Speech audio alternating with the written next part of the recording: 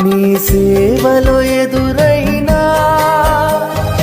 ఎన్నో సమస్యలలో నా బలమును చూచుకుని నిరాశ చెందితిని.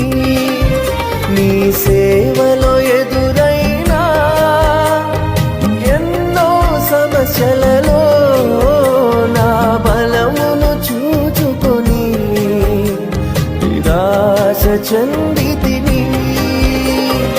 భారమైన ఈ సేవను ఇక చేయలేనని అనుకొనగా, భారమైన ఈ సేవను ఇక చేయలేనని అనుకొనగా, ప్రధాన యాజకుడా యేసు నీ అనుభవాలతో బలపరచితివి.